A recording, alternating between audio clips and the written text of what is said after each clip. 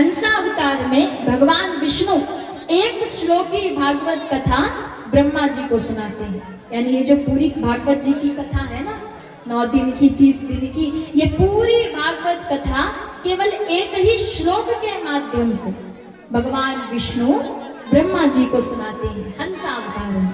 दूसरा अवतार हैग्रीव अवतार। एक हैग्रीव नामक राक्षस था जिसका शरीर मनुष्य के जैसा और सर घोड़े के जैसा। उस हैग्रीव राक्षस को लगता था कि मेरे जैसा इस दुनिया में कोई नहीं है, यानी हम अजूबा हैं, मेरे जैसा कोई नहीं दिखता। और ये बात भी सत्य थी, हैग्रीव राक्षस जैसा कोई दिखता भी नहीं था। अब हैग्रीव राक्षस ब्रह्मा जी की तपस्या करता है। वर्षों तपस्या करने पर ब्रह्मा जी दर्शन देने आए। कहते मांगो क्या चाहिए। हैग्रीव राक्षस कहता है प्रभु मुझे वरदान दीजिए कि मुझे कोई मुझ जैसा दिखने वाला ही मार सके, यानी जिसका सर घोड़े का शरीर मनुष्य का हो, केवल ऐसा ही कोई मुझे मार सके, उसके अलावा मुझे कोई ना मार सके।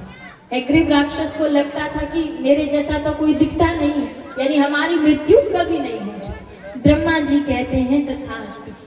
अब हैग्रीव राक्षस है, प्रवृत्ति राक्षसों वाली, कभी मनुष्यों को परेशान करना, संतों को परेशान करना, देवी देवताओं से युद्ध करना, यानी चारों ओर हैग्रीव राक्षस उत्पात मचाने लगा। जिससे परेशान होकर सारे देवी देवता भगवान विष्णु के पास गए कि प्रभु कुछ कीजिए। सबकी विनती को सुनकर भगवान विष्णु हैग्रीव अवतार धारण करते हैं, यानी अपना सर घोड़े के जैसा और शरीर मनुष्य के जैसा बनाकर हैग्रीव राक्षस से युद्ध करके उसका वध करते हैं, जिस कारण प्रभु का नाम हैग्रीव पड़ा। भगवान विष्णु का दूसरा अवतार हैग्रीव अवतार। तीसरा अवतार सनकादि ऋषियों के रूप में। सनक, सनंदन, सनत कुमार, सनातन, ये 4 ऋषि हैं जिन्हें एक साथ सनकादि ऋषि कहा जाता है। ये 4 भाई हैं जिन्हें एक साथ सनकादि ऋषि कहा जाता है। ये ब्रह्मा जी के मानस पुत्र और भगवान विष्णु के ही अवतार हैं। भगवान विष्णु का चौथा अवतार वराह अवतार है। भगवान विष्णु का 5वां अवतार प्रभु नारद जी के रूप में लेते हैं। नारद जी याद है ना, उनका वर्णन कल भी हो चुका है। तो ये भगवान विष्णु के ही अवतार है। भगवान का 6ठा अवतार नर नारायण के रूप में हुआ। 7वां अवतार कपिल देव जी के रूप में हुआ। 8वां अवतार दत्तात्रेय प्रभु के रूप में हुआ। इनकी कथा हम विस्तार से श्रवण करेंगे।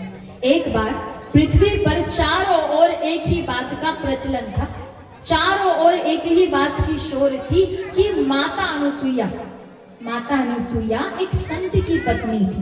माता अनुसुईया की बड़ाई पूरी पृथ्वी पर फैली हुई थी कि माता अनुसुईया जैसी कोई स्त्री नहीं है। माता अनुसुईया जैसी सतीत्व, पवित्र और पतिव्रता धर्म का पालन करने वाली नारी इस पूरे ब्रह्मांड में कोई नहीं है। चारों ओर माता अनुसुईया के चर्चे थे। हमारे नारद जी को ये खबर मिली। राधे श्री राधे, प्रेम से बोलिए श्री बाके बिहारी लाल की, श्री राधा रानी सरकार की। अच्छा, जितनी आपकी संख्या है ना, उस हिसाब से तो जयकारा ऐसा होना चाहिए कि भगवान के कानों तक आवाज पहुंच जाए। मेरे कानों तक नहीं आई कोई बात नहीं, इनके कानों तक आवाज तो पहुंचनी चाहिए। आप खुद विचार कीजिए, कुछ आवाज तो आई नहीं, तो जयकारा जोरदार लगना चाहिए। ऐसा लगना चाहिए आप पंडाल में बैठे हैं। प्रेम से बोलिए श्री वृंदावन बिहारी लाल की, श्री राधा रानी सरकार की। अब कुछ पता चल रहा है कि आप लोग बैठे भी हैं। अब चारों ओर माता अनुसुईया की बड़ाई थी। हमारे नारद जी को ये खबर मिली, और नारद जी की ना एक आदत है, वो कोई भी बात अपने तक सीमित नहीं रख सकती, किसी ना किसी को बताना बहुत जरूरी होता है। नारद जी को खबर मिली माता अनुसुईया की। नारद जी जा रहे थे, रास्ते में उनकी भेंट त्रिदेवियों से हुई। त्रिदेवियां कौन है जानते हैं? त्रिदेव कौन है? ब्रह्मा, विष्णु, महेश, ये त्रिदेव है। साथ में इन्हें त्रिदेव कहा जाता है। तो इनकी जो पत्नियां है ना, ब्रह्मा जी की पत्नी ब्रह्मानी, भगवान विष्णु की पत्नी माता लक्ष्मी, बाबा भोलेनाथ की पत्नी माता पार्वती, इन्हें साथ में त्रिदेवियां कहा जाता है। नारद जी की भेंट त्रिदेवियों से हुई। तीनों देवियों को प्रणाम करते हैं और कहते देवियों कुछ पता है अभी पृथ्वी पर क्या चल रहा है? त्रिदेवियां कहती है नारद जी सारी खबर तो आप ही पहुंचाते हैं, जब तक आप बताएंगे नहीं क्या चल रहा है क्या खबर है तो हमें कुछ पता चलेगा नहीं, बताइए। नारद जी कहते हैं देवियों अभी पृथ्वी पर एक माता अनुसुईया है, उनकी इतनी तारीफ इतनी बड़ाई की जा रही है, ऐसा कहा जाता है कि माता अनुसुईया जैसी स्त्री पूरे ब्रह्मांड में कोई नहीं है, वो इतनी अच्छी स्त्री है। अब तीनों देवियां जब माता अनुसुईया की बड़ाई सुनती है, देखिए किसी को भी अपने आगे किसी और की बड़ाई अच्छी नहीं लगती। तीनों देवियों को थोड़ा क्रोध आ गया। तीनों देवियां कहती है नारद जी एक बात बताइए, वो माता अनुसुईया हमसे भी ऊपर है क्या, यानी हमसे भी ज्यादा अच्छी है, हमसे भी ऊपर उनकी पदवी है। नारद जी कहते देवी क्षमा कीजिएगा, लेकिन अभी के समय में माता अनुसुईया की पदवी आपसे भी बढ़ गई है। अभी के समय में वो सबसे पवित्र और सबसे अधिक पतिव्रता धर्म का पालन करने वाली स्त्री है। अब तीनों देवियों को क्रोध आ गया, क्रोधित होकर तीनों अपने अपने पतियों के पास पहुंची। ब्रह्मानी ब्रह्मा जी के पास, माता लक्ष्मी विष्णु भगवान के पास और माता पार्वती भोलेनाथ जी के पास जाकर कहती है स्वामी हमने सुना है कि अभी पृथ्वी पर कोई माता अनुसुईया हुई है, जाइए और जाकर उनकी परीक्षा लेकर आइए, देख कर आइए कि क्या वो सचमुच इतनी पवित्र है, क्या वो सचमुच सतीत्व पतिव्रता धर्म का पालन करने वाली है या केवल ऐसे ही अफवाह फैलाई जा रही है। जाइए और जाकर माता अनुसुईया की परीक्षा लीजिए। त्रिदेव जो थे उन्हें लगा इन्हें समझाने से तो कोई फायदा नहीं है, त्रिदेव अपनी अपनी पत्नियों को समझा नहीं सकते, उन्हें लगा अब देवियों को समझा तो सकते नहीं है, जो कह रही है बात मान लेते हैं। सो तीनों देव अपनी अपनी पत्नियों की बात मानकर संत का वेश धारण करके, क्योंकि सीधे सीधे थोड़ी पहुंच सकते, परीक्षा लेने जा रहे हैं, संत का वेश धारण करके माता अनुसुईया की कुटिया के सामने पहुंचे। माता अनुसुईया जंगल के बीचों बीच झोपड़ी में रहती थी। उनके जो पति थे, उनके पति जंगल में तपस्या करते और माता अनुसुईया अपने पति की सेवा किया करती। तीनों देव संत का वेश धारण करके कुटिया के सामने पहुंचे हैं। जाकर आवाज लगाते देवी भिक्षाम देवी। माता अनुसुईया हाथ में फल अनाज इत्यादि लेकर बाहर निकली, संतों को दक्षिणा देने के लिए, भिक्षा देने के लिए। संत कहते हैं देखिए देवी हम कोई ऐसे वैसे संत नहीं है जो आप भिक्षा देंगी हम ले लेंगे, पहले आप अपने हाथ में जल लेकर ये संकल्प कीजिए कि हम जिस भी प्रकार कहेंगे, हम जैसे कहेंगे वैसे आपको भिक्षा देनी होगी, हम ऐसे बिना संकल्प के कुछ भी ग्रहण नहीं करते। माता अनुसुईया कहती है गुरुदेव हे संतजन आपको जो भी चाहिए आप मुझसे मांगिए तो सही, इसमें संकल्प की कोई आवश्यकता नहीं है, बिना संकल्प के आप जो भी कहेंगे आपको देने को तैयार है। संत कहते हैं नहीं बिना संकल्प के हम कुछ लेंगे नहीं।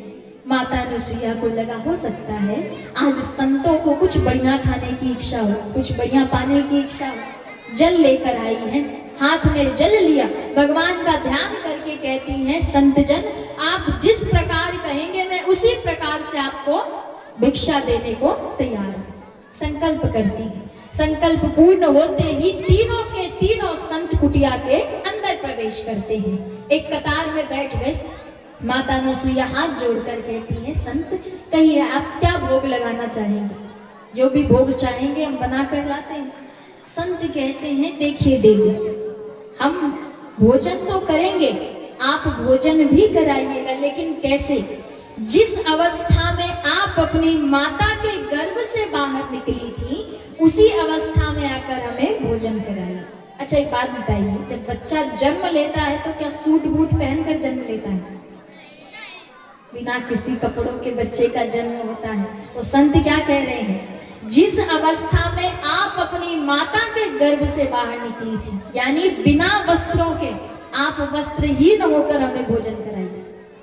अब इस बात को सुनकर माता अनुसुईया क्रोधित हो गई। देखिए जो भगवान है, जो संत है, वो परीक्षा लेने आए हैं, देखने आए हैं कि माता अनुसुईया कितनी पवित्र है, संकल्प ले चुकी है, संकल्प की भी लाज रखनी और अपनी भी लाज रखनी है, तो परीक्षा लेने आए हैं कि ऐसी अवस्था में माता अनुसुईया क्या करती है। कुछ देर तो पहले माता अनुसुईया को क्रोध आया कि ये कैसे संत है, कोई भी संत ऐसी मांग थोड़ी करते हैं, लेकिन जब क्रोध शांत हुआ है, मन में विचार करती है कि जरूर ये संत कोई देवी देवता है जो मेरी परीक्षा लेने आए हैं, ये देखने आए हैं कि मैं कितनी पवित्र हूँ और कितना पतिव्रता धर्म का पालन करती हूँ। कुछ देर विचार करके माता अनुसुईया फिर से जल लेकर आई और भगवान विष्णु का ध्यान कर रही है, जो उनके सामने बैठे हैं संत के रूप में। भगवान विष्णु का ध्यान करते हुए माता अनुसुईया कहती है, हे प्रभु, अगर मैंने अपने जीवन में पतिव्रत धर्म का पालन किया है, अगर मैं सचमुच पवित्र हूँ, तो मेरे जल छिड़कते ही ये तीनों के तीनों संत बच्चे बन जाए। संकल्प करके जैसे ही माता अनुसुईया तीनों संतों पर जल छिड़कती है, तीनों के तीनों छोटे छोटे बच्चे बन गए। माता इतनी पवित्र थी, उनकी पवित्रता की इतनी शक्ति थी कि भगवान बच्चे बने। राधे श्री राधे। तीनों संत छोटे छोटे बच्चे बन गए। अब देखिए, बच्चों को ना कोई अच्छे बुरे का कोई ज्ञान नहीं होता। जो छोटे बच्चे, उन्हें थोड़ी पता है किसने कपड़े पहने हैं, किसने नहीं पहने हैं। बच्चों को कुछ अच्छे बुरे का तो ज्ञान होता है। तो जिस अवस्था में कहा गया था, उसी अवस्था में आकर माता अनुसुईया तीनों संत, यानी जो छोटे छोटे बच्चे थे। अच्छा, छोटे बच्चों का भोजन क्या होता है? दूध। माता अनुसुईया तीनों संतों को, तीनों छोटे छोटे बालकों को दूध का पान कराती हैं। अब माता अनुसुईया की कुटिया में तीन बालक इधर उधर खेल रहे हैं। पालने पर माता पालना लगाती है, तीनों को पालने पर झुला रही है। अच्छा, एक बात कहिए, ये तीनों बच्चे कोई साधारण बच्चे हैं क्या? कौन है तीनों? ब्रह्मा विष्णु महेश, तीनों त्रिदेव है, भगवान है। भगवान होकर छोटे बच्चों की भांति माता अनुसुईया की कुटिया में खेल रहे हैं। विशेष करके भगवान विष्णु बड़े नटखट हैं, कभी रो रहे हैं, कभी भोलेनाथ की ओर इशारा कर रहे हैं। बताइए प्रभु बच्चे बनकर कैसा लग रहा है? कभी ब्रह्मा जी की ओर इशारा कर रहे हैं। माता अनुसुईया बड़ी खुश हैं कि आज उनके कुटिया में तीन छोटे छोटे बच्चे आए हैं। आइए माता अनुसुईया के भावों को श्रवण करते हैं। राधे श्री राधे।